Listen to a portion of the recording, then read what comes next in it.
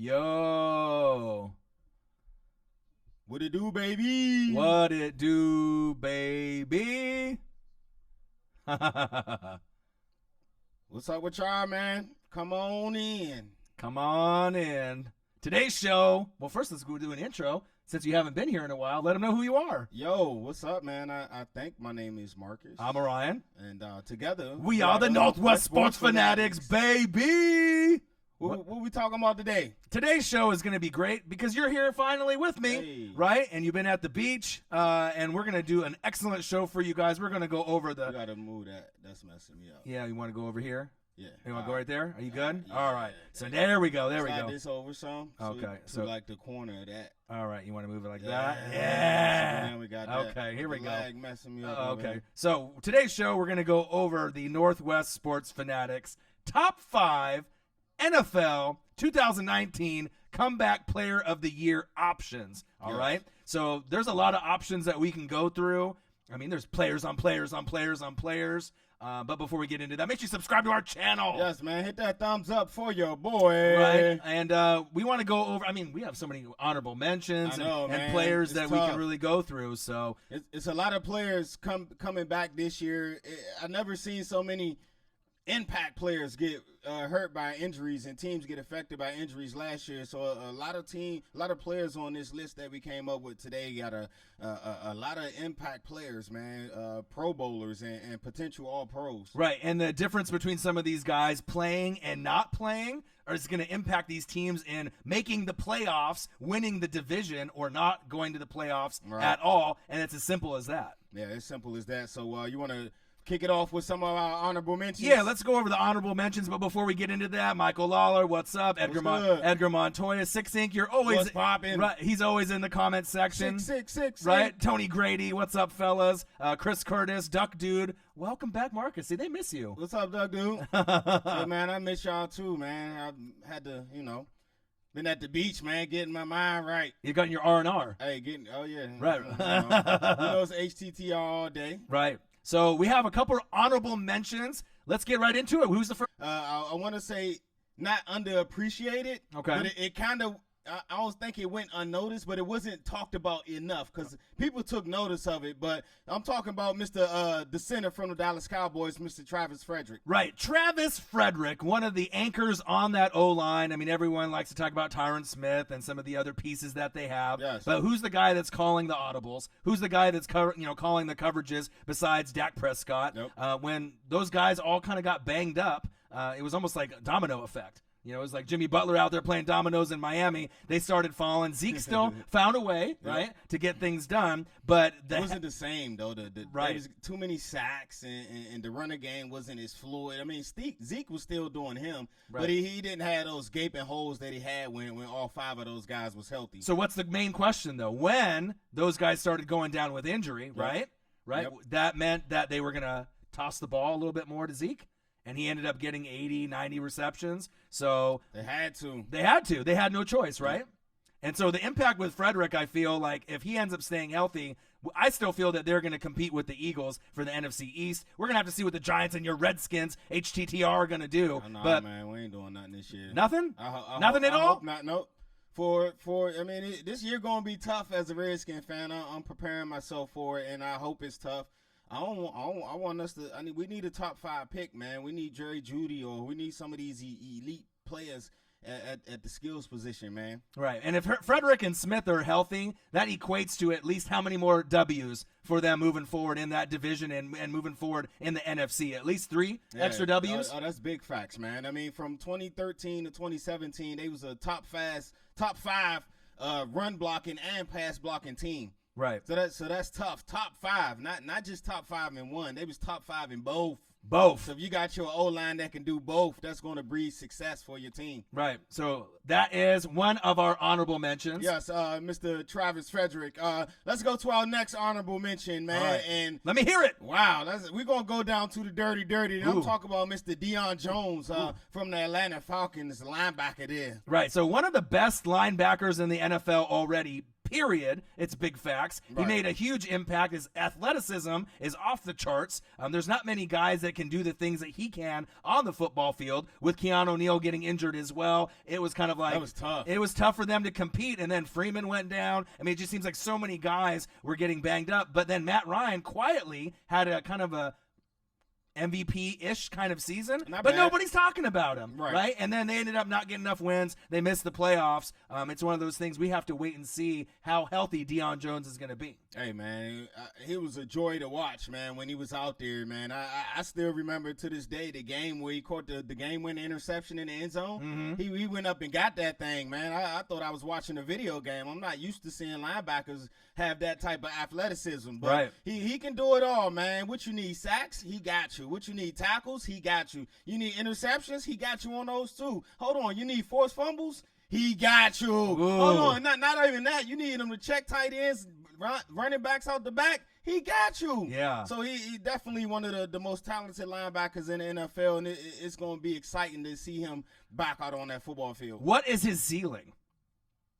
Like perennial Pro Bowler year in, year out? I mean, the division and a lot of the competition at that position is tough, but I know he's one of those guys that's really impressed you since he's coming straight out of the college into the big leagues. Yeah, because his athleticism, his sideline to sideline, he's a 3-down backer, man, and it's very rare. It's very few 3-down linebackers in the NFL right now with all the substitution, the offensive going to more wide receivers. There's very few linebackers that it's on the field, and he's one that you can keep on the field at all times. Right. Now, big question. Is he the best player on Atlanta's defense when healthy?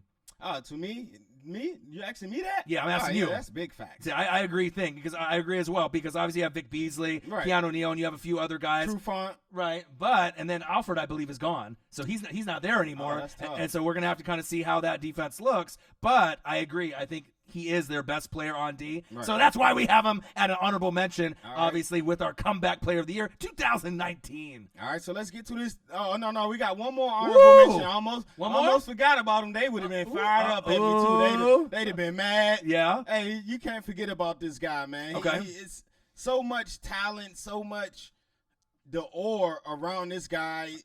The whole team just gets up and believes in him. There's very few quarterbacks that has that type of aura in the league right now, and he's definitely one of them. He just can't stay – well, I can't say he can't stay healthy. He just – unfortunate injury last year when I think he was about to start get going. He got him a nice coach, a nice situation out in San Francisco, and I'm talking about Mr. Jimmy Garoppolo. Right, Jimmy G, the Jimmy G effect. Yes. Obviously, we saw what Nick Mullins and C.J. Beathard was able to do out there on the field. It's going to be one of those things when he got injured. It was around, I want to say around week 3-ish, around that time window. Yep. So is he going to be ready week 1? Quote unquote, a lot of these Niner guys are telling me that he should be ready week 1. I kind of have to see it, but when you usually tear a knee up, you're not 100% coming back from that year. Usually it's that second year, so we got to wait till next year to really see where Jimmy G is going to be at. I feel that if Jimmy G is healthy, we saw what he could do with the Patriots. Yes. And learning under Tom Brady, that could really be the difference with him being healthy, competing with Seattle. And we don't really know what Todd Gurley and his situation is going to be for the Rams. Nope. I mean, I have them possibly going around maybe upside 8-8 this season, right? And then next year would be the year where they take off and really compete for that 9, 10, 11 win window. Right. But who knows? What if Nick Bosa goes off and gets 10 to 12 sacks and plays more games than you think? What if show out? Right? What if Kittle and Jimmy G have that effect? What if Pettis takes his game to the next level? Or what about Marquise Goodwin? You know, I mean, they have a lot of weapons there, and they're stacked in the running back field. They got running backs. Young Breida. Right? They got Breida. They got McKinnon. Yeah. They got Tevin Coleman. McKinnon is coming back from injury as right? well. That's another guy. So we'll have to kind of wait and see. But you got to mention Jimmy G. If he's healthy, where do you rank him as far as quarterbacks? Top 10? Top 15? Where do you have him kind of like in you know, where you saw him? The thing with Jimmy G is kind of tricky, man, because we all know we seen the ability. Right. But how many games has he really played? 10? Right, he hasn't played in too many. We only seen about 10 games, man. So right. we know you there. Right. But I gotta hold off, man, until at least see 16. At least let me see a good 20 games, man. Right. But I know he's top 10 in this league for sure. Right. But I gotta wait till I see it though. Right. John Lynch, Kyle Shanahan, Jimmy G. Those three, as far as a trio, are going to be able to take this league by storm. You have Sean McVay. We've seen what he could do. Yep. They took off a little bit quicker, obviously, because they didn't have any significant big injuries with Goff. Right? But once they start getting their guys, Niner guys, and they start moving forward, I really think that they're going to compete for the NFC West. He said they don't need to take this year to get him healthy and don't rush him back. Niners will be a good team next season. Hey, man, I do agree. I do think the Niners, they putting together something special out there. They gave my man, what, a five-year contract? Yeah, I believe so. So what's this, year 3? Yeah. So if Jimmy G is the key to it all, if he can just stay healthy, I do believe they right there. Right. Chris Curtis, that was a good kind of comment. Mr. Curtis, what's up? Right, and a good thing to kind of bring up, because if you do rush them back too soon, right, and trying to get yourselves to the playoffs this year, and then he falls with injuries again, how far back does that put the Niner organization? I mean, we saw what Mullins can do. He had more TDs to interception ratio, but when we're talking about putting the ball in the sweet spot and accuracy, there's no question that Jimmy G is the guy moving forward. So if anything happens to Jimmy G, what you bank on is that experience that Mullins got last year going against that tough schedule. Don't forget, the Niners had the last 2 years, they had, I believe, the toughest schedule. It's been tough. In the NFL. It's been hard out here for the Niners, but that experience for them to continue to grow as a Niner family to get back to the glory where they need to be. So if Jimmy G goes down, that experience last year will be good for Mr. Mullins. All right, so is that all our honorable mentions so far? All of the honorable mentions, man. Let's get into this top 5, man, because there's a few in here I'm excited to talk about, and I wanna hear what y'all got to say about these dudes as well. All right, so at number 5, let them know who it is. We stand in the dirty. We talked about Mr. Deion Jones, ATL. We're gonna go to his teammate, Mr. Devontae Freeman, running back from the Atlanta Falcons. Right, Devontae Freeman. This was one of these guys that when he went down with an injury, the Falcons really weren't the same. Matt Ryan had one of the most slept on, quietest MVP seasons that was overlooked. Right. You know what I mean? He threw for a lot of yards. Julio, Calvin Ridley played great. Sanu was actually not too bad himself either. Right. But not having a steady running game and having all those guys. Missing. It was something missing. It wasn't the same. And then obviously trying to have, Mr. Coleman, kind of take over all the role. As lead running back, as like a third down change of pace back, it was a disaster waiting to happen. Yeah, he did his thing, but he just didn't have the impact that Devontae Freeman had, man. And I think we kind of take him for granted as one of the top running backs in the league, because he do it all. He's one of those running backs that can run and he could catch. He's low center of gravity. He's hard to tackle once he gets behind that O-line, man. He's like a little bowling ball, kind of Ray Rice's with the way they run. They so small and impact. Maurice Jones-Drew is another one with that same size running backs. But, man, Devontae Freeman is a dog, man. And with him and Julio, when they was together, when they was good and right, y'all know what they did. They went to the Super Bowl. Right. Kyle Shanahan was calling the plays, but I had him kind of more top 10 running back when he was healthy. You have a more top 5 running back right when he's healthy, and he does have a significant impact not only in the run game, but it opens up the passing game. So when they start cheating up, Julio, Calvin Ridley, Sanu, a lot of these other guys are going to be able to take off. And remember, they drafted 2 O-linemen in the draft, good ones too. So if they're going to take this next step and either win the division in the NFC South or get a wild card, I kind of was letting you guys know yesterday what I thought about Matt Ryan and the Falcons. That is going to be a big key for them moving forward, and he may be able to win the award for 2019 Comeback Player of the Year, Devontae Freeman. All right, hey, Doug, dude, he said DM. I got some ideas. DM me, man. My DMs is... Are they full? No, it's always open, but I'm leave a message. I'm trying to be cautious with the way I say that. Right. They're not always open, but they are always open. Especially for you, Doug Dude. So Doug Dude says Devontae Freeman is a top 10 running back in the NFL. He just needs to slow down so he can get the juice flowing. Then he will ball. I do agree. Right, you just can't rush him back too soon, but I am interested to see what he looks like. Right. Is he a shadow of himself, or is he going to be the same guy that we remember with Julio and Matt Ryan, and obviously with Calvin Ridley with the addition last year? All right, that's number 5, Mr. Devontae Freeman. Number 4, we got another running back. He changed places. He's on a new team. We talking about Mr. Le'Veon Bell. Right, so Le'Veon Bell was always in that 1-2 conversation, with Todd Gurley as the illest running back in the NFL or the world. And then, obviously, with Todd Gurley, he kind of took his stats to the next level. Right. Le'Veon's holding out. He wants the money. Now it's change of scenery. New helmets, new jersey, new look, new team. You got Sam Darnold, Jamal Adams on the back end. You got some weapons there. Not a lot of depth at wide receiver. Right, so there's going to be plenty of opportunities, right, for him on the ground, and he might be able to return not only to comeback player of the year form, he might win the rushing title in 2019, and if he does, I don't think anyone really would be really that surprised. Hey, man, it's going to be interesting to see how they use Mr. Lev Bell out there in New York, man. He definitely looks good in that jet green out there. Yeah. I know with the uniforms, when I first saw him, I loved him. When you saw him, we were like Saskatchewan, North Texas. They kind of look like a high school uni, but I'm really excited for them to go to like the green helmet rather than the white. Right. Change it up a little bit, and then the black unis are sick. I just feel like sometimes organizations get stale, and you got to kind of just shake it up a little bit. You know what I mean? And then with those additions that you brought in, and the big one, C.J. Mosley. Oh. So you got a Hall of Fame player on D. You got Jamal Adams, who could be a Hall of Famer. Now Sam Darnold's got literally the best case scenario for him at running back, arguably in the league. And if they can, have a bond and a chemistry, the Jets could make the playoffs as a wild card team next year or this year.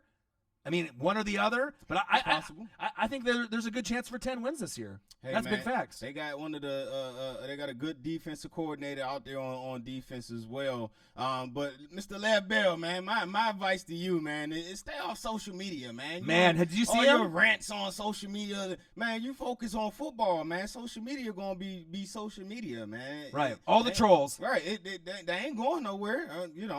They here to stay. It's just the way it is now. But what you need to do is get in that playbook, get on that team, and get ready to make an impact, man. Because like you said, you got weapons offensively and defensively. And what's a young quarterback's best friend? Right, besides a great defense. Right, a strong running game. All right, and also a running back that can catch out the backfield. You can line them up against linebackers in the slot or against the safety out there on the outside as well. So you can do a couple of different things, man. Get your mind right. Get on social media, man. Stop worrying about us trolling you, bro. Right. Most patient running back in the NFL. He's going to get back to form. It's going to be exciting to see him hurdle, spin move with the spin cycles and everything else moving forward. I'm excited to see what he does this season. Hey, Doug, Duck Dude says, "Hold up, Marcus. I got a girlfriend. Chill with that." So we always know everyone's in the comment section. And then we'll get to Nicholas. What's up, Nicholas?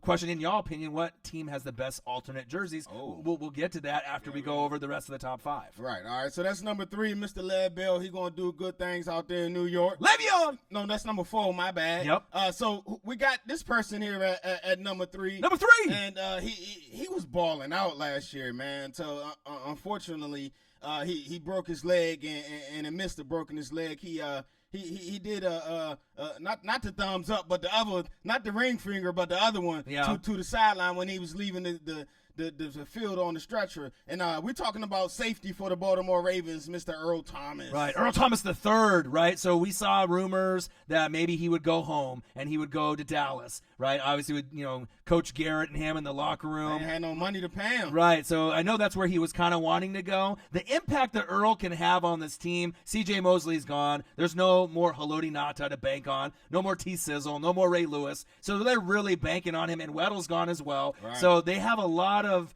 holes to fill. Need that leadership. Right, they need that leadership. But on the bright side, they have one of the most depth in a unit in the secondary. Oh, yeah. They got ballers back there. They got a lot of them. So if Earl can be a nice mentor moving forward and he get back to his Seattle ways, this team could go from a team that is floating on winning the division, right, a wild card. If he doesn't play good this season or he's out for half the year, they're probably going to end up 8-8. So I feel that they really are going to need him to kind of slide past Cleveland and keep in pace with Pittsburgh, even though they lost AB and they lost Le'Veon Bell. That's going to be a tough battle in hell of a division, man. And I mean, since he is looking like the last team, but I don't think Cincy no slouch. But right. Well, my guy, the Earl Thomas, man, he had a 90+ rating by Pro Football Focus the last 2 years. Yep. I look for him to bring that leadership and to be a key piece to a championship D like the Ravens always have each and every year. And he already was a key staple, a key piece to a championship D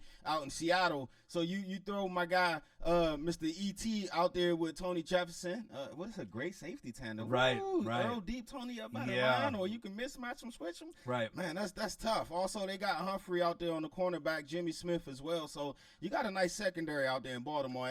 As we know, like I said, it's gonna be kind of weird not seeing T. Sizzle out there. Yeah. You know, it was weird after Ray Lewis left. Yep. They still had T. Sizzle. Right. But now he's gone. So now that Ravens D gonna look weird. But I guarantee no matter who they got, they still gonna be good. Right. Interesting, fact too, with Ozzie not being in control anymore. He's still part of the organization. So we're gonna have to kind of wait and see how they keep the offense on the field and let the defense rest, because this is the thinnest the defense has been in the last 5 to 10 years. So they're really going to have to rely on, Lamar Jackson's development in this second year, and they're going to have to be able to run the ball with Mark Ingram, yes, sir. right, and the rest of the roster, because if they're on the field, the defense, a lot, they're not going to be able to make it too far by the end of the season. Hey, you got big facts there. Yep. I do one thing, last thing about the Ravens, man. Let them know. You can't get that man the ball 17 times a game this year, man. Yeah. Lay off Lamar Jackson a little bit, man. I say maybe 10,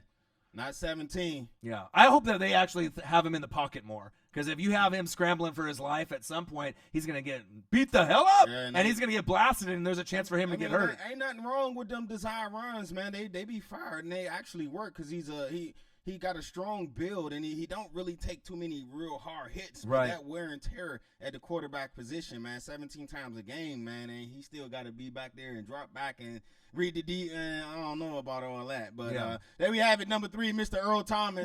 We're going to go to number 2, and number 2 is a very important piece Let him know. To this team. He was having a definite career year, and he has this connection with that quarterback, man, on his team, and it's like they best friends. And I'm talking about wide receiver from the Rams, Mr. Cooper Kupp. Right, Cooper Kupp, Jared Goff, the best friends, leading the Goffense. They still found a way to make it to the Super Bowl, right? But they weren't on the winning end of it. Gurley was nicked up. They had C.J. Anderson. He tried to fill in admirably, but like I said, they needed all their pieces. It showed that Brandon Cooks, Robert Woods, and the rest of the roster could step. I felt that the Rams were easily, by default, going to win the division, but we don't really know how good Jimmy G's going to look. Seattle lost a lot of pieces. Jaron Reed had the 6-game suspension. Frank Clark's not there. Earl's not there. Right. Russell Wilson will do his thing. But the division seems like, even though it's Rams heavy, we still don't know how many wins they're going to get at the end of the day. And the team, to me, isn't as strong as they were last year. Nope. But if Cooper Kupp comes back 100%, that might help alleviate some of the pain of Todd Gurley not being 100% and having to throw Henderson in there, and obviously having given some reps at the running back position. Well, they usually say it's year 2 when you kind of return back to form from an ACL, but my guy Cooper Kupp, he was more of a technician with his route, so he didn't really rely. He wasn't really a big speed guy. So once he gets back healthy and they give him the thumbs up to get on the field, I expect him to make an immediate impact, and mainly because of that connection that he has with Goff. That connection was stamped from day one once they got out there on the practice field and out there on the field of battle. So how many more wins with Cooper Kupp on the field in a full season for the Rams? Without Cooper Kupp and with this Todd Gurley issue, how many wins are you thinking? Well, like if we were not seeing a full complement of the Rams, instead of winning maybe 13 or 14 games, now we have to scale back, and we're probably thinking somewhere between 10 and 12. Right. And then if Cooper Kupp doesn't play, how far does that go down? Does that go down to 10? If you don't get the compliment of him out there throughout the whole season? It's going to be a struggle, man, if Kupp is not out there the full 16 games. Right, I agree. I say 10 to 11 games that they could win. Right, but significant impact, a great player, and he hasn't even hit his prime yet. Right. He hasn't even hit the potential him and Goff can have in the Goffense. And Sean McVay's a genius. He came out of Washington. He knows what to do. So I'm really excited to see how he looks. I did see him training, with Rick Gatewood and one of his boys out there, one of the coaches out there. I don't know if it was Coach Adams out in UW. Adams. Right. They had a photo of obviously of him working out with them. Cooper Kupp. Oh, that was Yeah. Gatewood, you getting in work with Cooper Kupp? So I don't know if Gatewood wasn't in it, but it was Junior Adams, though. Oh, June. Yeah. June, so June, you getting in? yeah. That's right. June is a wide receiver coach, man. So he definitely probably put in that work with Cooper Kupp. Yeah. I saw it on Instagram, and Cooper Kupp looked like he was pretty good shape. Yeah. He was running really hard. He was cutting good. So I imagine if they're throwing him in the slot, you're going to be able to see some good production moving forward in 2019. All right, there you guys have it. Number 2 comeback player for us, and that's Mr. Cooper Kupp. And who at the number 1 position, I don't think it's no secret. Yeah. This guy, to me, he has a lot to prove. Okay. Because of the guy that's not there anymore. Mm-hmm. But we all know when he's healthy, he's definitely not only a top 5 quarterback. Okay. In this league, he's a top 5 player. Player. Regardless in this league. And I'm talking about Mr. Carson Wentz for the Philadelphia Eagles. Mr. Walk it to him. Number 1. So like I said yesterday, right, I had Carson Wentz.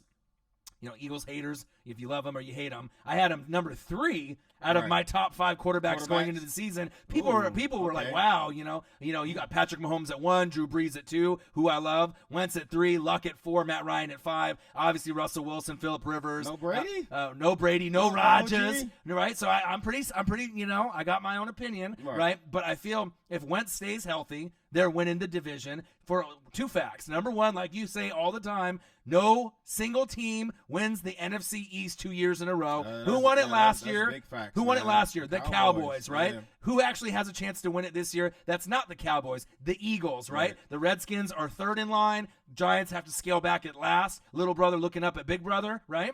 So Dallas should be nipping at their heels, but with the contract issues they have with Dak, that's getting ugly. Right, too. the contract issues they have with Zeke, that's getting ugly too. Right, and Amari Cooper. I mean, that's going to be a distraction. And if Wentz plays a full season, don't be surprised for him to get back to MVP form. It's one of the teams I feel that can make an NFC Championship run. And if they play Drew Brees in the NFC Championship game, like I said yesterday, don't be surprised. They have the depth on the offense. They have the depth on the defense. They got guys like J.J. Arcega-Whiteside, Darren Sproles they signed for a year, Alshon Jeffrey, D-Jax is back. Big body. So bad it hurts Zach Ertz, the second best tight end in football. They have pieces. They got that guy with his name is the team with the star in the helmet. They got him too, right? They got lots of pieces. They got a running back they picked up. Yeah, from Jordan the Howard. too, right? They got Jordan Howard. I mean, they got lots of weapons. So I really feel that Carson Wentz, I feel that he's going to get it done. I mean, I know a lot of people are doubters that they're saying he won't be able to stay healthy. But I think that's the only thing they can say about him. It's never a talk about his ability or what he can or what he can't do on the field. It's only thing that we can say about him is he can't stay healthy, because when he's healthy, like I said, man, he's top 5 player, not just quarterback, top 5 player in this league, man. And his play, go look at his tape. Yeah, but also too, Howie Roseman we trust. Right? Oh, yeah. Right? So if he thought for just a second, just even a little bit, that Carson wouldn't be able to make it this year or next year, do you really think that he would have let Nick Foles go? I mean, he would probably convince him to stay, even though Nick probably wanted a chance to show, hey, this is my legacy. Yeah. I'd be able to make it. But, you know what I mean? At some point in time, you got to let him go? Yeah, you had to let him go, or you wasn't going to pay him $25, right? Plus paying Wentz, right? Right. That's too much tied into one position. So I see the decision to let him go. But like I said, man, what's your true feeling? Because I feel that he's going to stay healthy. Truly, just no bull, right? How do you really feel? Do you think he can make it a full season or no? What's your gut telling you? No or yes? His history say no, right? But I like people who have things to prove. Right. And I do feel like doubters has something to prove, that he can stay healthy and that he can lead this team to a Super Bowl. Because what they say, he didn't win it. It was who? Right. But I'm pretty sure he has to hear that all the time. Right, Slick Nick. But if he didn't get the wins up to the point where he got hurt, they wouldn't have been in the position that they were going into the playoffs. So you got to kind of think it like that too. And I still think if Carson Wentz didn't get injured and they would have had him starting, I still feel that they would have won the Super Bowl. That's my personal feeling. I believe that too. That man was playing out of this world. He would have won the MVP that year. Yeah, right? Hands down. It should have been unanimous if he would have stayed healthy. Right. So that is our top 5 honorable mentions. We can get into some of the comments, the questions, fire them off. I'm going to scroll back up to the top, and then we can kind of go see what we're doing here based off the comments. Michael Lawler, what's up, boys? Edgar Montoya, what's poppin'? Six Ink, what's up, my boys? Six. Tony Grady, what's up, fellas? I mean, we got a lot of people here and just commenting. Let's see. Panthers rule 95. Hey guys, keep pounding. Cross 4. We always see Cross 4 in the comments. He's always in there all the time. Big facts. Yeah, big facts. And let's keep going down here and let's see if there's any comeback players. Derek Barnett. But I don't really think he's a comeback player. I mean, he's one of those guys that I feel that's been solid for quite some time. He hasn't really had any significant long, injuries where he's been out. Really, has he? To me, I don't know. It hasn't been anything. I think he might have got hurt at the end of last year, but not that I can think of off the top of my head. Let us know in the comments. Yeah, let us know. All right, so Nicholas, is it Robichow or Robicha, right? In y'all opinion, what team has the best alternate jerseys? That's the question. We said we were going to get back to it, so we want to make sure that we can go into that and see what we think about it. Think about that. I like.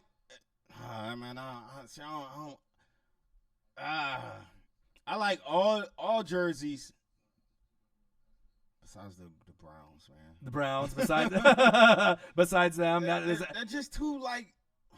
What's the word I'm looking for? They're ugly. They're too plain, right? And like, yeah, right. Well, also too, they should probably shift over to like the dog. Like put the dog, from the dog pound they used to have on the helmet. Put like a bulldog on there. You know what I mean? Not to steal like George's thing or the G. But put a bulldog on there. I think that would be kind of fresh. Maybe a little stripage or something. So I like everyone's jersey besides the Browns, man. Besides the Browns, you got a favorite one? The one I kind of like, to be honest, the ones at least from the ones that I've seen with some of the uniform changes.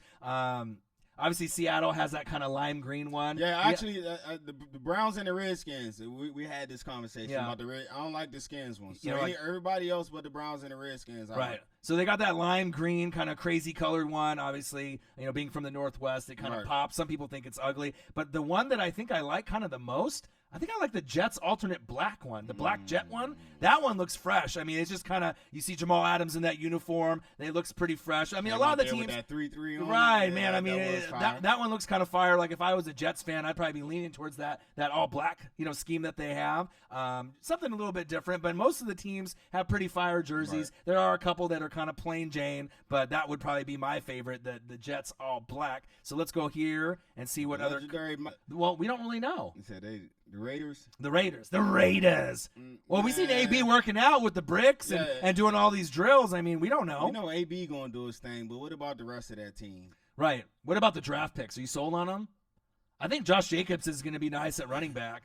But they're culture builders. You know what I mean? Right. One thing Mayock said is that he's trying to build a culture because of course he could have picked like the best players available, but he's trying to build a certain culture, and I get that. Right. So we also have another comment. Duck Dude, Will Fuller is my comeback player. That's a kind of a sleeper. That's a pretty good one because I think Deshaun Watson is going to break out. He was close to being on my top 5 kind of going in. Right. He needs to improve his touchdowns to interceptions. The offensive line I still feel is kind of bootios, as New Day would say. So I really don't know. He'll be running for his life. His fantasy stats should be pretty good. You know what I mean? But I just don't know if he can stay healthy when he's on the field. Man, that's tough. That's the same thing with him too, man. We don't doubt his ability when he's on the field. His numbers speak for themselves.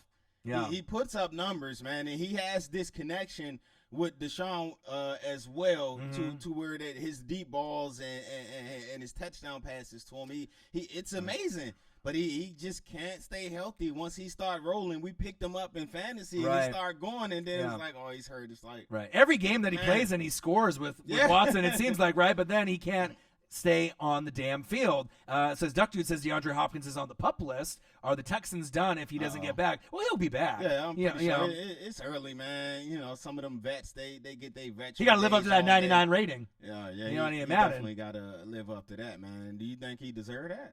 Yeah, he's the best wide receiver in the game, not named Michael Thomas. To me, and I got AB at number 3, Julio at 4. Who's 2? Michael Thomas. Okay. So that's, to me, DeAndre Hopkins 1, Michael Thomas a very close second, right? AB 3, and then probably Julio 4 for me personally. And then you can go in kind of any order. You know, there's a few other guys that are up there. Lenny D, what's up, Northwest Sports Fanatics? Lenny, what is What's good? up, Lenny? Six Ink is talking about Wentz. Obviously, Wentz is going to come back a beast. Chris Curtis, so he might be an Eagles fan. Lots of expectations and a lot of hope for Philly. Eagles fans love my hat right now. Lenny D says, Mr. Walk It To Him Wentz. I know they like that. Fly, Eagles, fly.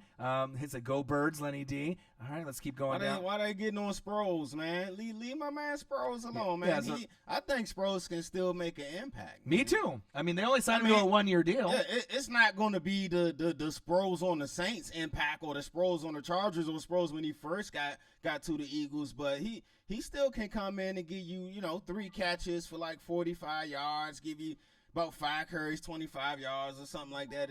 Maybe 5 to 7 touchdowns on a year. I still think Foles can play. The Sproles can play. Yeah, I think so too. I mean, I feel that he's kind of a guy that they're sleeping on.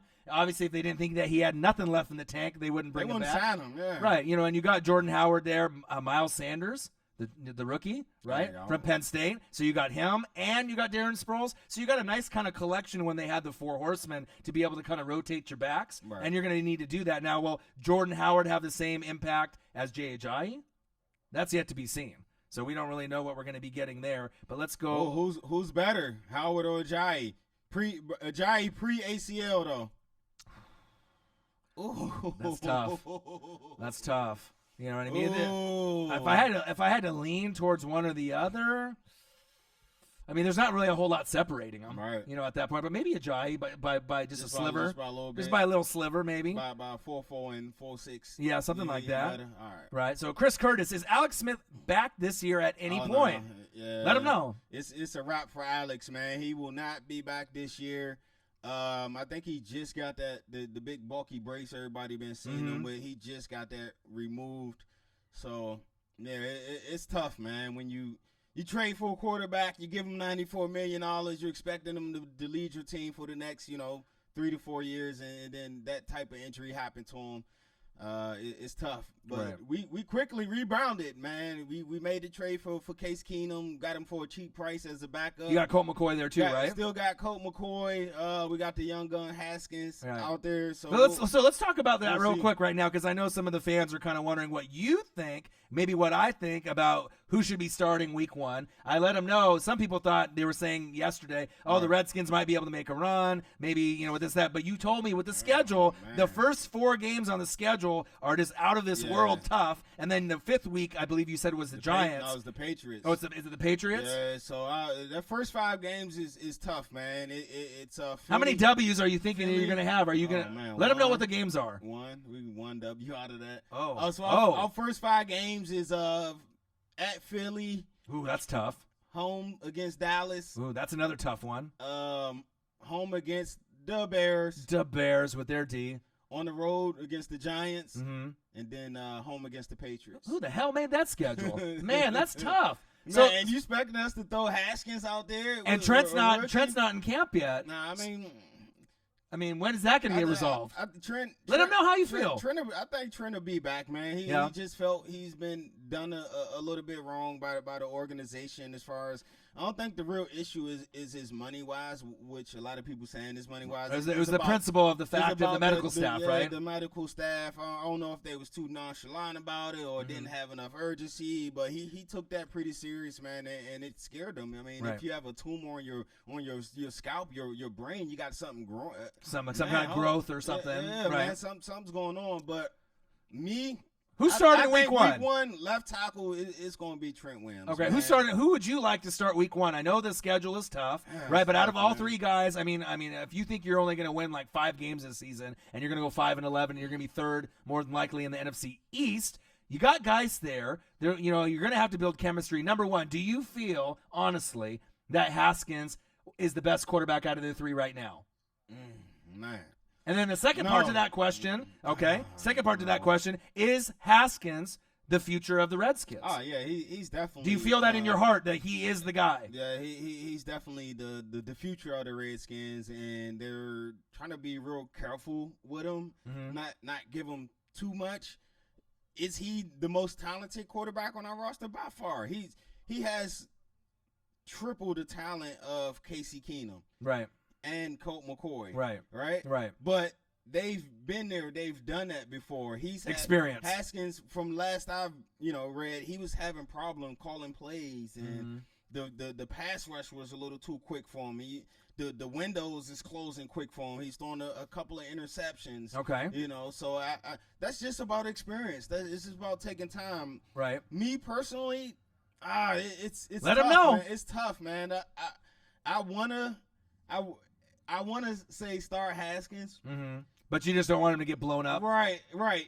Protect the investment. Right. I don't want those first 5 games. Let's say after those 5 games, you know what I mean? Then, do you think it's going to derail his confidence? By, like, first you get the role, like if they say you won the job, right, and obviously the training camp, over those 2 guys that are vets. Then he's got the swag and he feels good. But then all of a sudden if you go 0-4, right, and then you're getting sacked a bunch, and, is that going to hurt his confidence, do you feel? Well, Haskins is a very confident young man, and he believes he can do anything.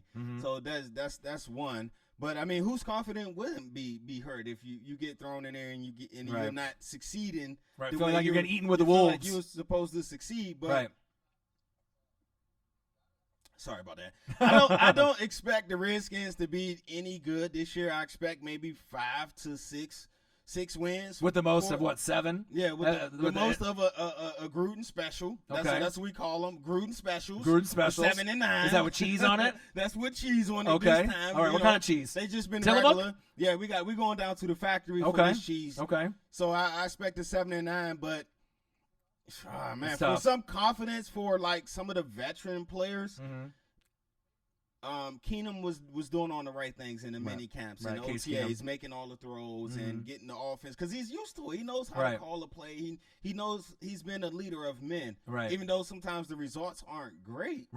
But he still know how to go through the calling of the play to get everybody lined up. He sees the blitz. He's going to call his audible to pick up that blitz. It's going to take Haskins some time to do that, even though at Ohio State, he probably was one of the only quarterbacks in college football that was doing that was making adjustments at audibles. The line. Right. So, I don't know. We'll see, man. We got to see how he is in camp. If he's in camp and he's showing that he can call plays in the huddle and he got that swag and everybody is following him, then I have no problem with him starting and let him make take his lumps on, and we learn on the way. Okay, hot take. Draft do-over 2019. You and me are scouts and we're on the Redskins, or we're part of the GM decision-making process. Right? The clock is ticking. There's a minute left, right? We can pick for the Redskins, you and me, Daniel Jones or Haskins. Who do you go? That's a tough for one. your team, not for the Giants or whatever. We're just saying both of the guys are available. It's your pick. Just excluding what the Giants did. Like, who do you like better out of those 2 moving forward? Was there a guy before he got drafted that you liked a little bit better? There was a time like everybody laughs at the Giants for the Daniel Jones thing and all of this, man. I'm putting you on the spot. I know. I wanted Daniel Jones at 15. We both think that he's a little bit better than people are giving him credit for, right? I do agree. Right? We give him some time, man. Give him some time. Everyone is just giving him just the utmost, just like his career's over before it even started. I thought Daniel Jones was going to come to the Redskins because I thought the Giants was going to take Haskins. Right. So I watched Daniel Jones versus Florida State. Right, we watched some tape. I watched Daniel Jones versus Clemson game. Right. The guy made some throws. He didn't have nothing what he had out there. Right, not a whole lot to work with. Offensive line, running backs, wide receivers. Name one of their wide receivers. I think one of their wide receivers, his number was number 3. He's on the Redskins as an undrafted wide receiver. That was the only star he had, and he's like 5'8", 175.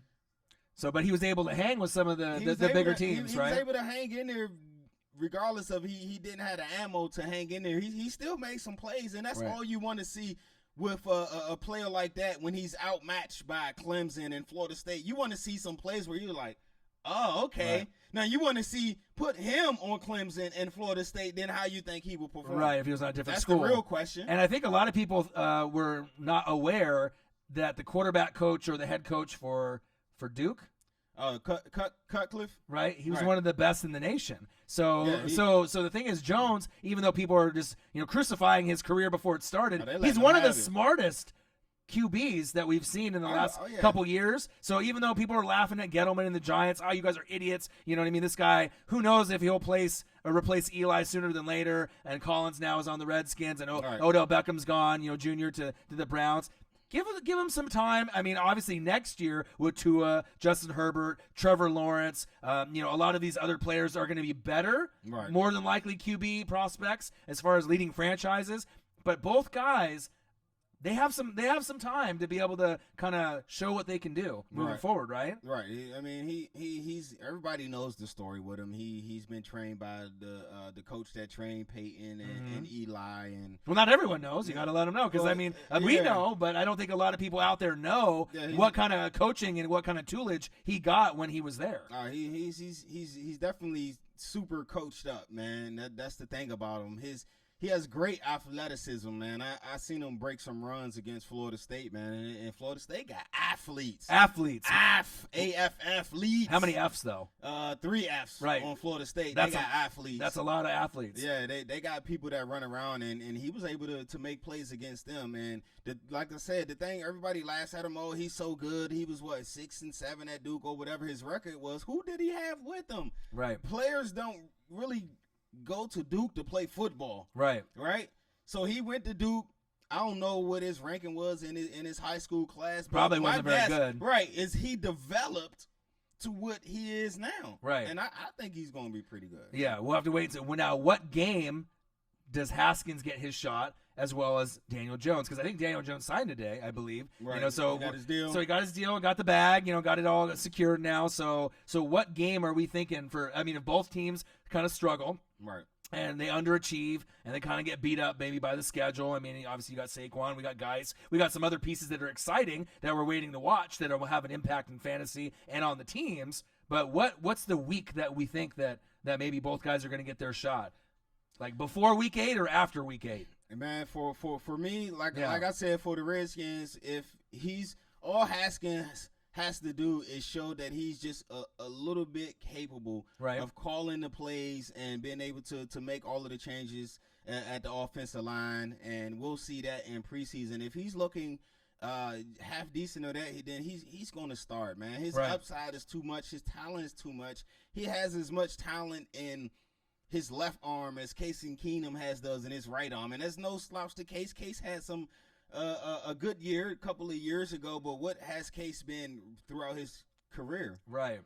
Just pretty much a journeyman quarterback, 15 to 17 touchdowns a year, 12 to 15 interceptions. He's gonna get you 3,500 yards, but we're looking above that for the Redskins, man. Throw that young kid out there, man. He got too much potential. All right, so we're going to go to another question here. So remember when we had the Derek Barnett, right. We were talking about the injury. So Don Shingo, I think he's in Germany, right? He's an Eagle fan, right? Derek Barnett played the first 7 games. Then he had shoulder surgery.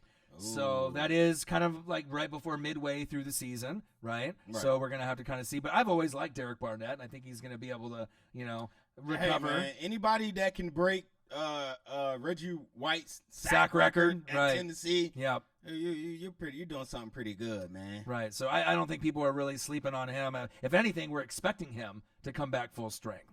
So let's see here. We're going to go kind of scroll through. Ryan Schrick. What's up, my guy? He says, welcome back. We also have kind of an update when we're going to be getting into fantasy football this season. We may do one league or two. We're going to get that league cracking, right, man. We'll let y'all know on the details here. We're still getting it all worked out, man. Yep. So we'll have to go over that. Paul Haywood is a Vikings guy. So obviously, he comeback player of the year. What about Dalvin Cook? That would have been a great one for us to go over because that's not a guy that we overlooked. But the impact of Dalvin Cook with the Bears also losing Amos, right? Losing Vic Fangio. The Packers, we don't really know what they're going to look like on defense, right? The Minnesota Vikings legitimately with a healthy Dalvin Cook, like a Devontae Freeman with the Falcons, can win the division. The Minnesota Vikings, more. right? The Minnesota Vikings can legitimately win 11 games and win the division. Bears scale back maybe a game or two. Maybe the Packers are sitting at 10 wins, right? And then maybe the Bears are at 8 or 9. I mean, it's definitely very possible. So we talked about this earlier about ACL injuries, and they're tough. You know, the first year is kind of to get your groove back. Get like Stella, yeah. Like Stella got her groove back. The first year is kind of Stella, right? But then that second year is go time, right? Right. So next year is Cook's second year, right? Right. So it's go time for him. We seen what he did at Florida State, and we seen what he was doing his first couple of games as a rookie. So right. I do expect him to have a more bigger impact next year as well. Right. So how many more wins would Dalvin Cook on the roster throughout a full season? At least 4.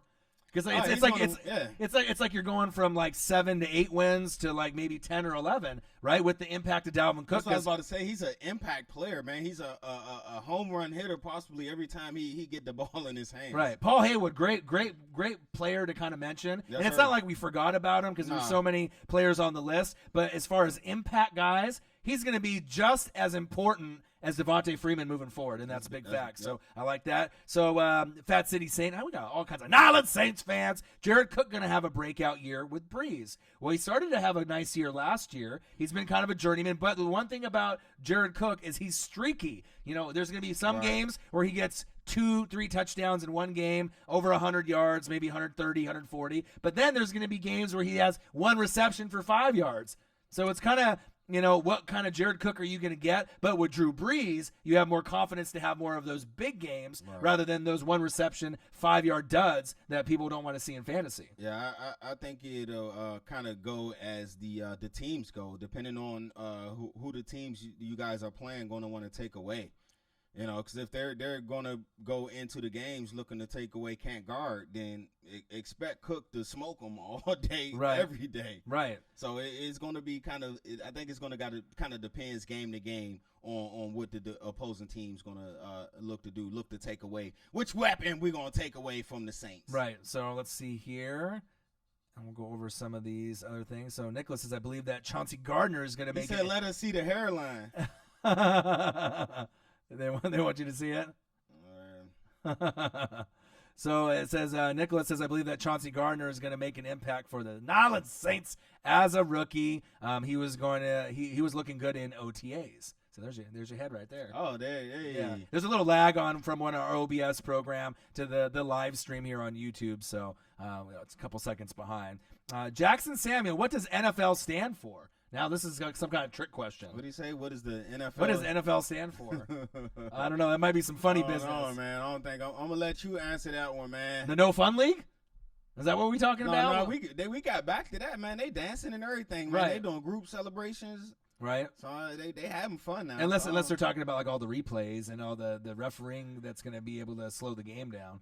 But so Ryan Strick, Chris Jones' agent is apparently not being cooperative. Pay the man. Chris Jones. Who? Chris Jones. So a little Mike Jones reference. Chris Jones to me was one of the most impressive players, period, last season. Him with Frank Clark, with Honey Badger. The defense is so much better at this point. And like I was telling Strick and some of the other guys, I legitimately think that Patrick Mahomes is not going to slow down. And if this team, they were literally a coin toss away from going to the Super Bowl. And I honestly feel if it was the Chiefs and the Rams in the Super Bowl, the Chiefs would have won it last year. That's my personal feeling since Todd Gurley wasn't 100%.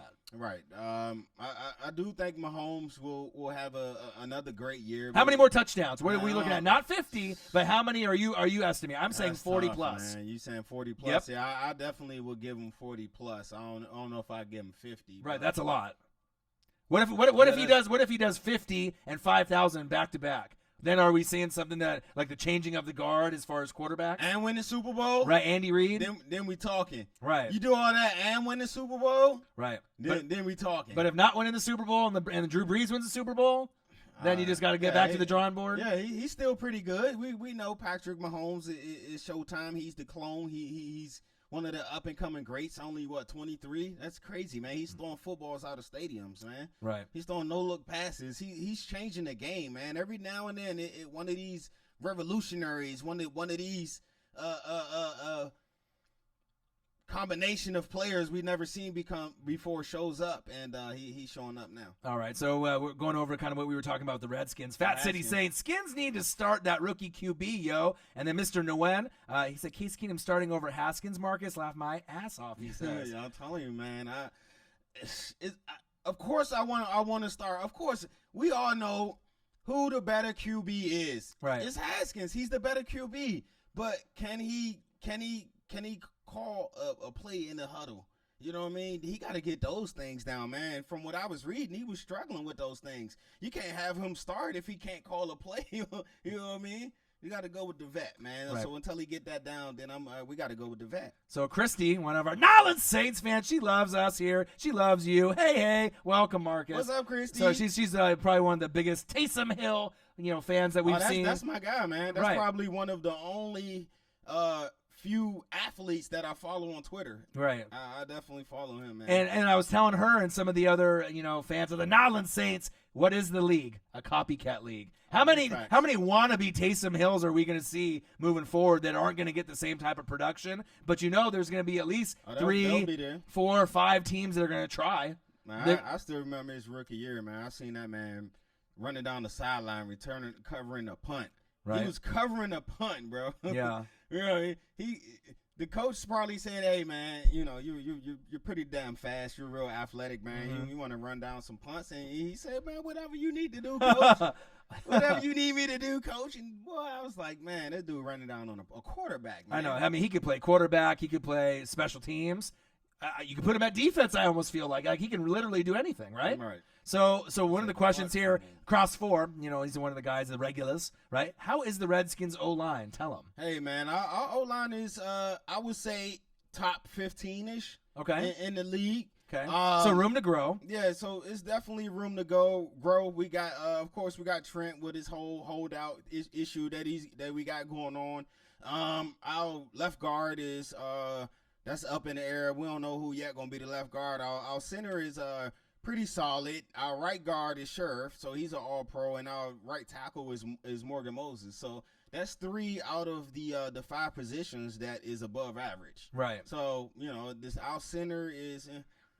He plays good. He goes through stretches when he plays good. He's not Travis Frederick or nobody. Mm-hmm. And then our left guard, like I said, that's an open competition. Okay. Camp, so Chris Curtis says, sorry, Marcus, your Skins are the Eagles 4 to 6 years ago when they had Sanchez, Tebow, and the 2 other bum QBs. He said, sorry, I couldn't remember the other 2. Spent the last few years drinking to erase the time. Yeah, we going through it right now, man. Like I said, I hope it's going to be tough to say this. It's going to be tough to watch. But I hope we only win like 5 or 6 games so we can get a top 5 pick, man. Right. We need an infusion of top-end talent. All right. So now all of a sudden these guys are switching topics, and they're going NBA, which we're very familiar with. You guys want to switch topics on us? That's not a problem. I said NBA. Right. So they were going over who they think that, we think that, who's going to be able to be one of the better teams in the league. We obviously saw Zion, sign with Jordan Brand. Right. And then obviously who is going to be Rookie of the Year? In the NBA, like if you had a front running, we obviously know Zion's overweight right now. You know what I mean? But I'm kind of leaning more John Morant. I kind of like this, what he's been able to do. But it might be one of these sleeper guys that no one's talking about. So when you think about Rookie of the Year, you automatically gotta look at the top of the draft, right? And what situations they in, and who's gonna get the most playing time, who's gonna have the more opportunities to show what they can do this rookie year. And as I look at the top 10 in the NBA draft, the one player that is pretty much clear way path for him to start, and I don't want to sound like a homer, is Rui Hachimura. Yeah. Right. Who's going to start over him? Bertans? He had played better in the summer league than you were expecting, right? I know you were really you were against the pick, and I ain't gonna lie, man. You were mad. I was heated at that pick, because I seen the Rui at Gonzaga. Right. I seen that one. Right. But when I went back and watched the Rui from the Japan national team, totally different player. Looked a little bit better. A whole 2 different players. Right. So then I see that the whole Gonzaga, I don't want to say held his game back, but he was more of a team player to let everybody do that thing to focus on winning. Right. But that dude's pretty good, man. So I think Rory is going to be up there for the Rookie of the Year. Right. So I'm going to scroll on down here and let's see. John Roberts, did you guys see the Bills Embedded series on YouTube? It's the Bills version of Hard Knocks, and I know the Panthers. They got their own version, and the Panthers got one too. Oh, it's thanks, on like Mr. Roberts. Yeah, Amazon Prime or whatever. So I've seen it where it has like behind the scenes. Right. I like that. I mean, I want to get access to all the teams behind the scenes stuff. Okay. But we have not seen anything on the Bills Embedded. I kind of want to see it. He said good defensive tape on Pat Mahomes, man. Yeah, but the thing is, even if good defenses have tape on Mahomes, you ain't stopping that. Let's be real. Yeah, man. Sometimes good defensive coordinators, he says sometimes you can study as much as you want for that test, man. But all you're going to get is like a 90. All right, John Roberts. He said, hit the like button, bros. Yeah, come on, guys. Let's do that. Mark Ingram. Yeah, so where we at? So Brian Chaffino, he's a big Ravens guy. He actually, Ravens. yeah, he actually went on Instagram and he showed me his Ray Lewis jersey. He got a Ray Lewis. You out there in Baltimore, Brian? I just came from Baltimore probably like in March, man. So he says, I want to see how Mark Ingram will be good or bad. I think he's going to be great. I think he's going to make a significant impact. The Nyland Saints are going to miss him. They still got them other two running backs from last year, right? Gus Johnson? Gus and what's the other my guy with I think my guy with the dreads got cut. I think he acted up. Yeah, I think so too. Yeah, okay. So Gus and Ingram, yeah, I'm kind of interested to see Ingram. I'm interested to see how much of a workload they're going to give Ingram. Right. You know? Like how many carries. Yeah, exactly. He's going to be the lead back. Yeah. You know, and obviously we have to see what Lamar does too. I'm kind of interested to see what that's going to be like moving forward. Prince Vegeta, Wentz comeback player and MVP. Let's argue. But you getting both? Both. How they getting both? I mean, it's possible. I kind of like Breeze. I was letting them know yesterday and the day before. Breeze is kind of my early pick for MVP. You know what I mean? I think that they can, get it, and I feel like they can go to the Super Bowl. Right. But, I mean, if anyone's going to clip them, the Eagles, I feel, have one of the best shots if they both play each other. But that's so far in the future. But as far as depth, I think those are two of the best. It seems like to me on paper, going into the season, the Eagles and the Nyland Saints. To be your MVP, man, that's tough. I mean, man. It might come, from someone in the AFC. I mean, no disrespect to Mahomes, or a defensive player surprising people, and getting it like a Darius Leonard, even though he played, amazing last season. Right. Phillip Rivers, Andrew Luck. There's some teams that might be able to clip, the Patriots, but we always say the Patriots are the favored team until someone proves us wrong. No matter how much we don't like to say it. Right. You got to put the Patriots up there each and every year. Right. All right. Let's see. Let's scroll down here if there's anything else that we can see. So Cooper Donnell. Cooper's always in the comments, bro. So Mahomes is the best QB in the league, and it's not even close at all so far. But a big part of that is Andy Reid. You know what I mean? And I think some of the other QBs are going to start catching up. Right. There is going to be another year of tape on him, but I mean, the gap isn't that far to me. Man. We all like to see great things. Right? Absolutely. Pretty much. We like greatness. We like when somebody does something great. Right. Now, sometimes when people do great things, we have a tendency to overreact. Yeah. You know what I mean? So I do believe he'll do something great again this year, but let's wait and see. He only played 1 year. Right. He's not 5 years in. He ain't got a long track record of it. Right. So what happens? I don't think he will. But what happens if he only goes for maybe 35-10 next year? Right. Or if it's something even worse, you know what I mean? Like if something crazy happens, which I don't see happening one bit. But what happens? I don't see it happening. What happens if it's like 20? What if it's like 28-18 or 28-16? You know what I mean? What would people say then? But I don't really see that happening one bit. You know what I mean? This guy's special. He's one of the best players. Yeah, he's definitely special, man. My guy 6 Ink said, people who say the Skins suck, but I say they have a chance to turn this franchise. I guess I'm in the minority. Hey, man. The schedule's tough, though. The only way where the Redskins can get back to glory, right? Okay. One, Snyder got to sell a team. Okay. And he got to take Bruce Allen with him. Yeah. That's the only way the Skins will get back to glory. Right. Everything else is just like putting patches on your boat. It's just a patch here and then a patch here and then a patch here. It's only a matter of time for that patch gonna fall off and that shit gonna start leaking again. Right. Them two dudes, man, they no good, man, and it goes back. It's history. It's 20 years of history. Right. We haven't had nothing good, from the Redskins franchise to. But a lot of people in the DC organizations that they have been making changes in upper management with some of the other teams, but it's still not looking the way that you would want, moving forward. As long as Bruce and Dan Snyder are making plays for that franchise, it's no bueno.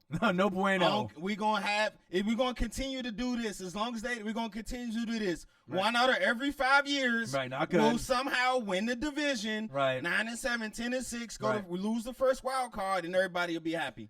And then we'll go 4 straight years of 4-11, 5, 7-9. Right. Right. That's how.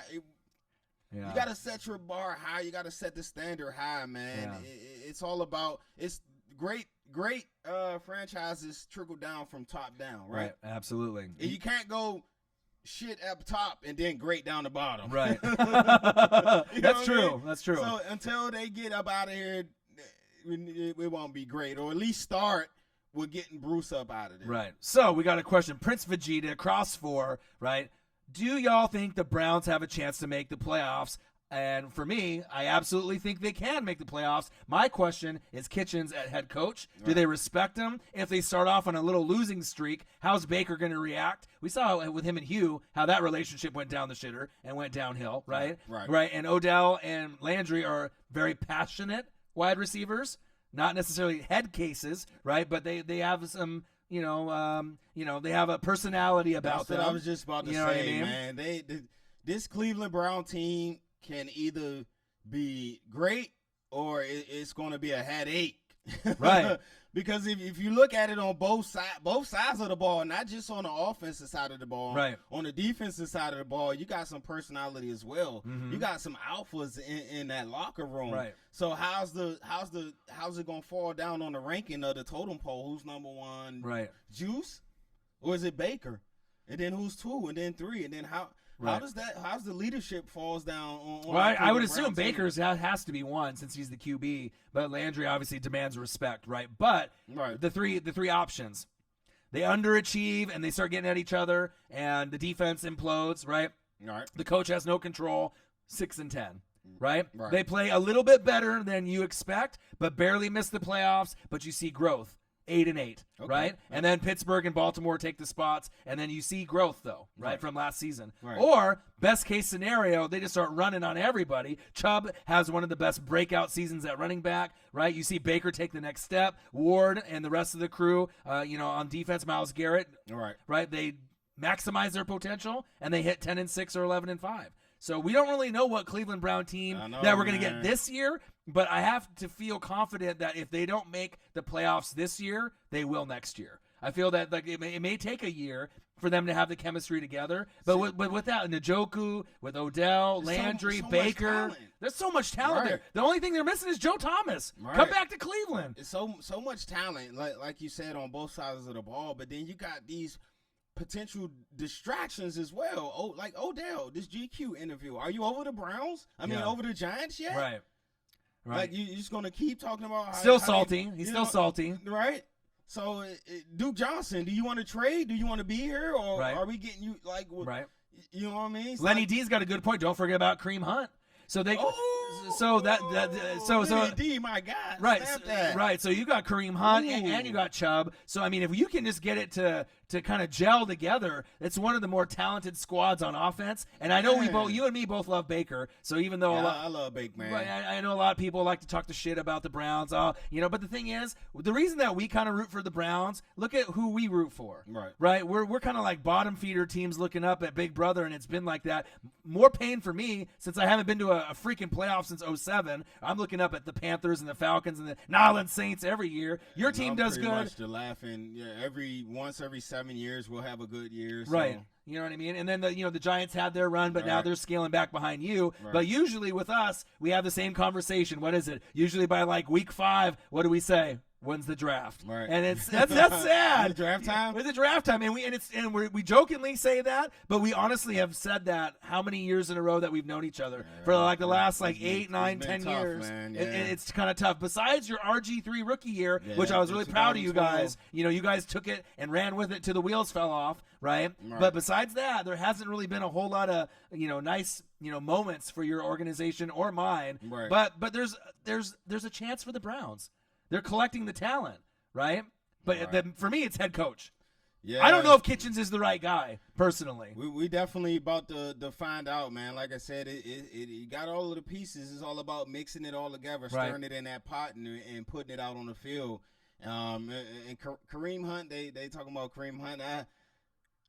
That's a tough situation, man. I definitely don't condone what he did. That was messed up. Mm-hmm. You know what I mean? It's funny that we were talking about Kareem Hunt. Now the police sirens are going huh? outside. I don't know if that's a sign. We might gotta switch topics. Yeah, we might need to switch topics. On, that was almost like too convenient. We got the cops outside. We just hope he got the counseling he need, got the help that he need, man, so he could be a better human being and not let issues like that happen. Right. So one question that since they brought up the Kareem Hunt, we saw what he did as a rookie and his impact he had with the Chiefs. Whether they want to admit it or not, Damian Williams is going to be a great replacement moving forward. One of the most underrated. I like Damian Williams, right. man. I see people say they ain't really like him. Hey, I liked him. I was like, what?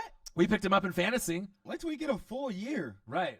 Andy Reid makes everybody better. With that offense. Right. But what is Kareem Hunt's upside? I mean, what are we going to get from Kareem Hunt? What kind of mental play, you know what I mean? Like some people are saying here he's a bad human, you know what I mean? It's like, he made a mistake, with either he was drinking or smoking. It was messed up. It was a bad thing, that that whole he did. Situation was messed up, man, and he got punished for it. I do believe he, if they didn't let Ray Rice back in, what makes his situation different? Right. Well, Ray Rice, went for like the Mike Tyson, he did it, but he. I'm not saying both are bad, but right. There's one when you try to Mike Tyson just black eye KO someone like Debo in Friday, right? Which was horrible and dragging her around in the elevator, right? Right, it was Debo style. Right, Let's be real. That was right. bad. And then man. Kareem Hunt kind of just tried a little sweet chin music, kind of football hit his man, then he hit her, and then the kick, and you know what I mean? It's just it was all bad. Actions was it just wasn't and he lied about it. Look, right, and then the fact that he lied about it too. Like they're not going to get the footage from a hotel. You know what I'm saying? So, do you think he'll ever get back to the player that he was? He definitely can possibly be the player that he was, but the main thing is how long before everyone forgives him, or is anyone going to forgive him at all? Is he deserving of a second chance? Everyone is deserving of a second chance. Absolutely. But we have to see the growth. We got to see it. Right. And I think a lot of people are kind of just on him too, because his family has a history of having issues, legal issues, going to jail, family members, dad, brother. So they're just almost like crucifying him. You're just like your dad. You're just like your brothers and cousins. That's a little harsh. You know what I mean? Yeah, he made a mistake, and obviously, but he's getting a second chance to at least prove that he can change as a man. Yeah, that's all we want to see, man. And we need. I think he kind of came out, and I got to go back and watch that interview again that he came out with. I need a wholehearted, not something put out apology. I need to see you out in the community doing these things. I need you talking to these domestic violence meetings and helping people that's been through it and that's going through it, telling them how you felt. Right. You know what I mean? That's how you get back in the good graces, and that's how you say, I'm sorry for what I did. We got to see it. We can't just, hear it. We got to see it. Right. Six thing says Damian Williams is great. I say he makes one of the best trios in the league. Mahomes, Williams, Hill. What about Kelsey? Right, that's another one. You got a quad there, Yeah, that's nice there, man. And then he says, of course, behind Breeze, Kamara, and Thomas. But the thing is Damian Williams, we were already sold on him when we saw 1 or 2 weeks of him. Right. I seen the impact. I said, we're grabbing him in fantasy. I said, we're grabbing him. We seen the burst of the way he was hitting his hole, and then once he was named the starter and had a real opportunity, we was like, yeah, we got to get him. Also, too, you got to think that, Andy Reid gets all the negative pub when they lose. He can't win the big one. He's not that good of a coach. Stop lying. He is a great coach, and he will get over the hump. And look at his schemes. He makes everyone better on whatever team he's coaching. It sucks that they didn't get over the hump with all those Philly teams. Yeah. You know what I mean? But he definitely got him there, man. He tried, five championship games. He got him to one Super Bowl. He's a great mind, a great football mind, man. Yeah. And sometimes the way it plays out it's always something that gets in your way. Like back then, who was it? The Bucks, where Andy Reid and the Eagles, they had trouble getting over. Yeah. But then they finally got over and went to the Super Bowl, lost that year, and now who is it? Belichick that he's fighting with. But we're talking a coin toss, though. We're talking a coin toss, and they had arguably one of the worst defenses in the whole entire league. They were just outscoring everybody, but they couldn't stop anybody, right? And then they made the right adjustments, adding Frank Clark, getting Honey Badger. You know what I mean? So with a horrible defense, they almost went to the Super Bowl and probably could have won. You know what I mean? Yeah, they definitely could have.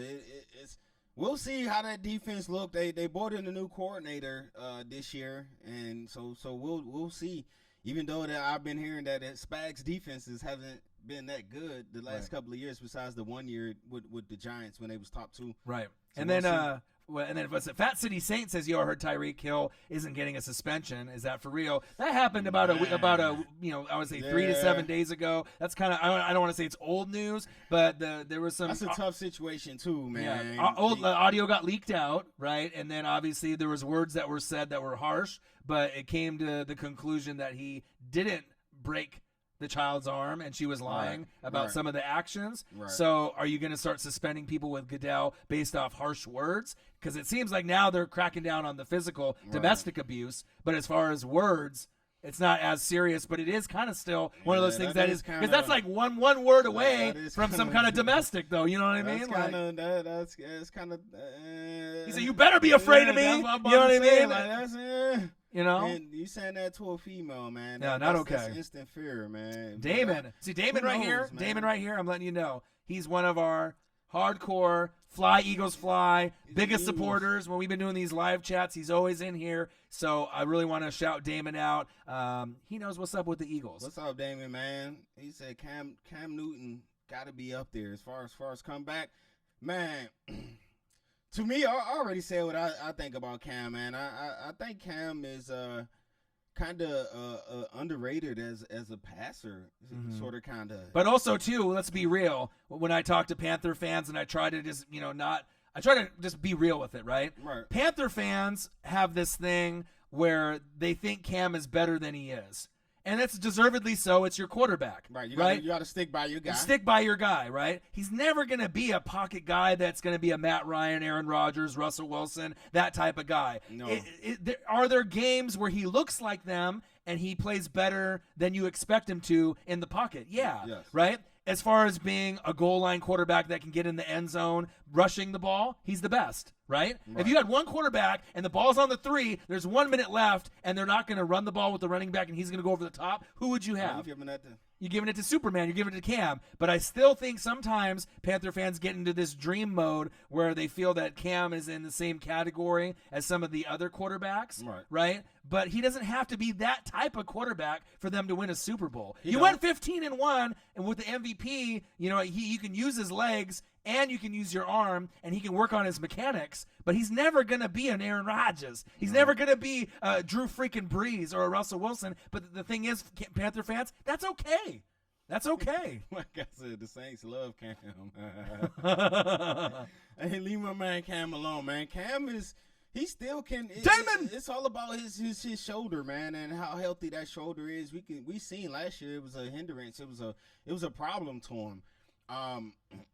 Cam has to be Cam. We don't want Cam to be Aaron Rodgers or Matt Ryan or any of these other quarterbacks. Right. But don't you think? But Cam Newton, right? But don't you think? I mean, it's just when you hear Panther fans, not even just with us on our channel, but just people on TV, people on social media. Sometimes it's like you got to ride your guy to the end, right? But I don't want to say they're delirious or they're crazy, but I think it's sometimes you fall in love with your QB, and of course you got guys like Run CMC, Luke Kuechly, but I feel that sometimes they put him in a category that isn't deserved, right? You know what I mean? They want them top tier. Right. Well, Panther fans, I feel sometimes it's like, and it's okay. You're going with your guy, but when they think Cam Newton is a top 5 quarterback, he's not. And I don't want to burst your bubble. You know what I mean? Because the Panthers have a great team. Not. They have a great team, but I don't feel ever gonna be a top 5 quarterback. The quarterback position has changed. You know what I mean? If he uses his legs and he can turn into that guy that can get you, let's say, 30 touchdowns, right? 8 picks. And 12 touchdowns on the ground, rushing. That's Cam right there. That's Cam, you know what I mean, on the utmost level. But you're never going to be 50 touchdowns, 6 interceptions with Cam Newton. It's not going to happen. That's big facts. Right. Hey, Damon. He's letting you know. He said, Damon. What you mean you'll be in Philly week 1 to see those Skins get whooped? With the emoji with the laughing. Yeah, what you mean by that, my guy? what's that supposed to mean? I think Damon came in because he saw that we didn't have no donations. So, he usually is on the donation tip, because he's one of the most hardcore fans on our channel. So it's going to be tough, man, this year for the Skins. I do agree. Defensively, it's not going to be tough, but offensively, it's definitely going to be tough, man. I'm excited to kind of see Geist, though, and see the defense. You know what I mean? Like, I know it's going to be a tough year for you guys, but the matchups should be pretty good. Yeah, I'm excited for Geist, too, man. He just got to stay healthy. I do think Geist is a potential star in this league, man. Right, and it's funny, too, because when I look at the comments, I can already tell who's a fan of who. So John Roberts, Bills fan. Josh Allen's going to throw for 25 TDs. 12 rushing TDs.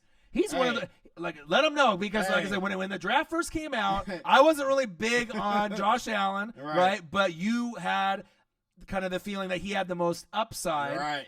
He rushed the ball a lot better than anyone thought last year. Going into the draft, I didn't say he was the best QB at the time. Right. I said he has the best upside. Right. But where do you well, Rosen's the worst, obviously, unfortunately, with that line, and I don't think he'll be the starter in Miami. He won't even win the job against Fitzpatrick. Right. So if you're going with Darnold, right, we still haven't fully seen yet what we got from him. Baker or Allen, who's the best? Where do you rank those 3 right now today? So right now? Right today? now. Right now. Baker's 1. Right. Who's 2 though? Is it Josh Allen or is it Darnold? Maybe Josh Allen and then Darnold. That's what I was about to say. Are we going by, because the beginning of the year, Darnold was looking good. Darnold was playing good. But then he kind of got a reality check, though. Exactly. And the beginning of the year, Josh Allen wasn't playing. Right. And then they threw him in, and he was boo-boo. And then towards the end of the year, you start to see what I was telling you as far as his upside and his talent, man. He single-handedly was winning games with his legs. Bro, he makes plays and makes throws that other people just can't. The rocket of his arm is amazing. Like his athleticism. He hurdled somebody, bro. I know. Bills Mafia. When you seen the QB hurdle somebody, man. I know, it is crazy. And one of the sleeper things I want to talk about too about the Bills that they don't get enough love. Right. Defensive Rookie of the Year. We talk about Devin Bush on Pittsburgh, Devin White. What about Ed Oliver? No one is talking about Ed Oliver. I have not heard words about Ed Oliver. He's kind of a Warren Sapp-ish kind of guy, Aaron Donald-ish kind of guy. Right. Could Ed Oliver win Defensive Rookie of the Year? Yeah, he could. He's going to be a nasty force up there in the snow, man, that cold weather. When you get in that cold weather, one thing you do need is a definite impact defensive lineman, and they definitely got them one with Oliver, man. All right, Christy. She said we got to be able to pronounce her name correctly because I have a friend that has the same last name. So it's like Howell, but with an R. Raul. Oh. Christy, I believe. So Orion, she says, Cam is not that guy. Speak those facts. Well, you know what I mean? Like, I just feel like I'm not biased. I'm a Tampa Bay Buccaneer fan. I give respect where respect is due. I just kind of have to say it because I feel other people won't. And it's not like I want to hurt the feelings of anyone that's a Panther fan or Panther, anyone that, rides with them. You got to support your guy. And it's not because they beat my Ducks, you know what I mean, in the national championship game. I'm not salty about that. I mean, that was a tough loss. Can't be biased, man. You know what I mean? Cam, to me, though, he even though he's not that pocket passer, right, and he's not a top 5 quarterback, he's still one of those guys that you have to game plan for. Each and every week. Each and every week, right? But the thing is, it's like you can't be delusional and comparing them to guys like Drew Brees and Aaron Rodgers. They're different quarterbacks. Because when you make arguments, it looks silly. And then a lot of the other NFL guys, they'll let you know, and other fan bases, they'll let you know. You know what I mean? So here we go. Damon's got the list. Baker 1, Darnold 2, Allen 3. I think Darnold is better with his progressions, and then he's got Le'Veon. He's going to have more to. They're going to have more of a complete team than the Bills. But I think the Bills are going to be kind of like sleeper, kind of like the Niners. You don't really know what you're going to get from them. You know what I mean? Man, you know I like Darnold as well. We got to watch a lot of them, Darnold out here, so we already know how I feel about him as far as a playmaker. I thought he was best USC quarterback that we've ever seen in quite some time. And what really impressed me is his ability, because I want to say, was it his sophomore year, he lit everything on fire, right? Yeah. And then he came back for the junior year, and he didn't have as great of a receiving core or as great as weapons around him, so he had to ad-lib a little more and make more plays, hence more interceptions his last year before he came out. But I liked his ability to ad-lib, to keep the play around, to keep his eyes downfield and throw the ball. So 10 years from now, when we look back, who's going to be the best quarterback? Man, I like Baker, Allen. I like Allen. You like Allen the best? And then between Darnold and Baker, who do you like?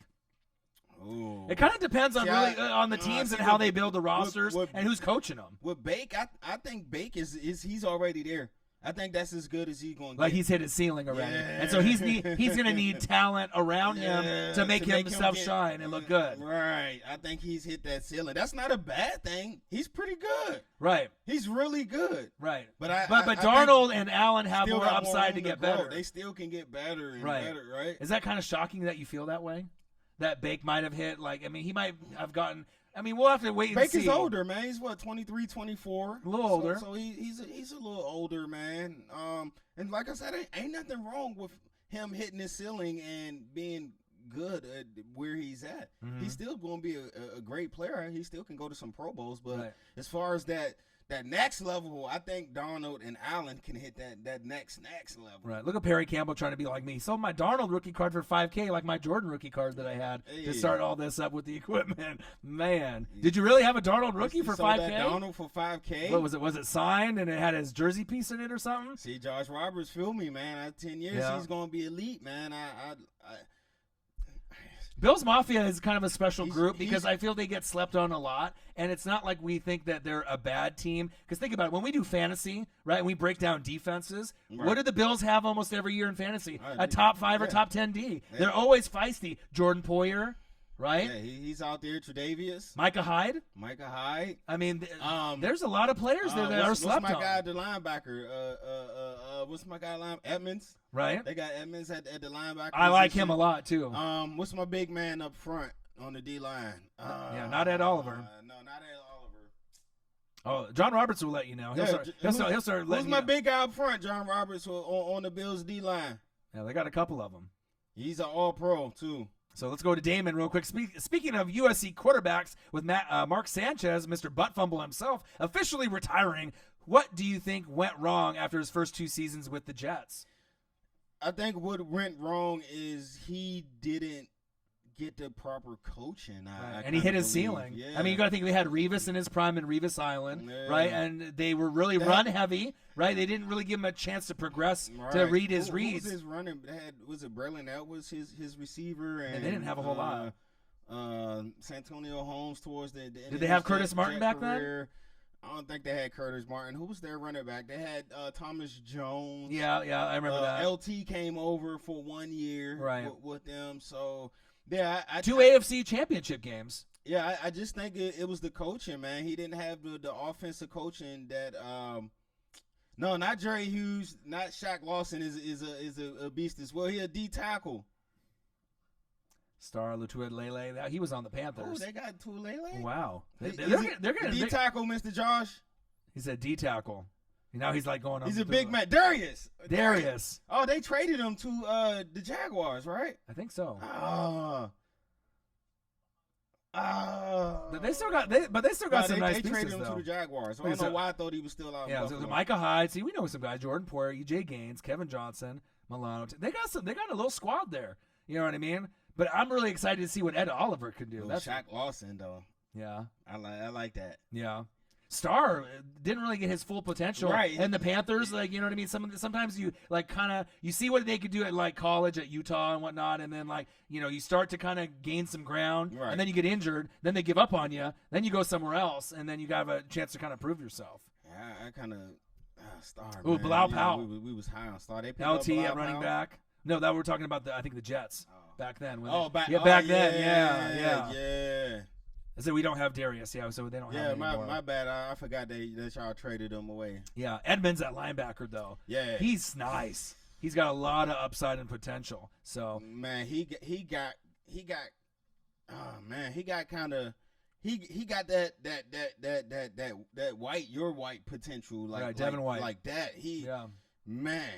He's a thumper. Them two guys. He's a thumper. And he's a speed guy, too. Yeah. They going to be running the linebacker position for years to come, man. Right. Lorenzo Alexander. Alexander came from the Skins, man. He was all Swiss Army knife, man. He used to do it all, man. Yeah. And he it's good to see him still getting those sacks in this late in his career. I think he like 35, 36. Mm-hmm. One quick thing, Mason Foster got released. Yes. Right. So where will Mason Foster as you Millie Rock, right? So Aisha Curry did, she's like so where will he fall? Alone, where will he fall? And obviously, I mean, with some of the issues with the depth on the roster, right. You know what I mean? What's next now? Little replay there on our screen with Marcus Millirock. Much respect to Mason Foster. I tweeted this out earlier, man. Yeah. He was with us for 4 years. He started 3. 2 of the years he got over 120 tackles. Mm-hmm. He was great. He was a tackling machine for a little bit. Yeah, he was, but he's a little slow, right? Yeah. And as the game has progressed, right, he can't really stay on the line. I mean, on the field all 3 downs, because he's a liability in coverage. So that on top of the fuck your fan base and fuck this team, right? That he said, and he can't wait to leave. Right. So I was kind of surprised anyway that he was still on the team. He lasted that long after he said that. He played like 2 games after he said that. Right. So I was kind of surprised. So maybe it was Bruce Allen being petty. Like, we knew they was going to cut him all along. Yeah, right. They just wanted to get some production out of him. It's like, we don't even want you, right? You already said those bad words against us. Camp body. We going, you know what I mean? Like, maybe they did something like that. I don't know, man, because I don't get cutting him the day before camp. You should have been cut him after. If you wanted to wait till after the season was over, then cool. Yeah. But you can't say fuck this team and fuck the fan base, right, and expect to be on the Sounds team. pretty man. petty. I'm sorry. Like, who cut someone like a day before? I'm telling you, man. Bruce Allen, man. That's the kind of things they do, man. And if you ask around the NFL, Bruce Allen is probably the least respected general manager in the league. Right. No agents want to do deals with him. Right. You know what I mean? Like, our players is coming over off the strength of Doug. Yeah. And how they did Doug. You seen how they did Doug? Yeah. They kicked Doug out for the media and to say all that stuff. And it wasn't Doug's decision. It Bruce and right. You know what I mean? So yeah, they definitely like to crucify some of their guys and point the blame somewhere else. Doug, one of the faces of the franchise that Redskins fans, love, that people still love. Right. Don't send them out to do the dirty work. Right. So we'll have to see where he falls, but we want to definitely give you guys a quick update, on fantasy football. We're going to be able to give you some more details on that, but the big thing is Damon, y'all can have him, Damon. Y'all can take Mason too. Please take Mason. He said, please take him. And y'all already got Zach Brown. I like Zach Brown though. I ain't gonna lie, I did like Zach Brown. Right. But we want to kind of, make an announcement based off our transition of doing a lot of those, highlights with the games, and obviously not NFL, college football, Monday Night Football live, Sunday Night Football, Thursday night, college football Saturday. I mean, we're going to try to get as many in. We're getting it in this year, and so we're going to be going live a lot, just so that way we can vibe with you guys and obviously go over our natural reactions at game time speed. We can obviously do the play-by-play and the reactions. Hey, Damon, you don't want Turtle Mason out there? Turtle Foster. He said we don't want him. He said thank you, Marcus, for Zach Brown. Thank you for Zach Brown until the season starts. And then we'll have to wait and see. Until the season starts, you're going to be like, hey, man, take him back. Yeah. Take him back. All right. So we had a pretty good show. It's about an hour and a half. So what we're going to do is we're going to call it a day today. And then once we definitely going to go live during preseason. Yeah. I'm going to try to I'm going to Seahawks Denver obviously in a couple weeks. Huh? Right, and I'll go live for that. But as far as the other games that are on TV, Hall of Fame, for as many games as Marcus can come over and we can get these on there, we're going to go for as many as we can. Yeah, I'm be here, man. Yeah, so we'll be able to go plenty live for preseason, regular season, NBA, college football, all the rest, and then World Series and some of the playoffs coming up. It's going to be kind of exciting. Yep. We'll be back at you guys tomorrow. Yep. And NFL, maybe most underrated running backs, top 5. I know that's a topic that we can go over. Or y'all comment below. Which top 5 would y'all like us to see us do, man? Yeah, so make sure you do that. John Roberts is like, someone finally believes in our Bills and sees the talent. You know what I mean? I kind of got a crush on Josh Allen, man. I ain't gonna lie. I hope he don't let me down. Right. So we'll be back at you. We got to do reaction to the top 100. Ooh. It's going on right now too. Maybe we'll do our take on the ones countdown that they already have. Okay. We can go over 191, and we'll just go them in by 10 at a time. We can do that. So we'll be back at you guys tomorrow. Right, you guys are great. And then, like I said, we'll be back at you. 6 Probably, West Coast time, sometime between 4:30. Right, and then if there's anything that's breaking, I might be able to hop on later tonight, but we'll both be on tomorrow. And you guys are great. We'll be back at you guys shortly. Make sure you subscribe to our channel. Hit the thumbs up. Smash that like button, and we'll be back at you shortly. Damon, you're the man. Fly, Eagles, fly. We'll be back at you very soon. All right. Peace out. In a moment.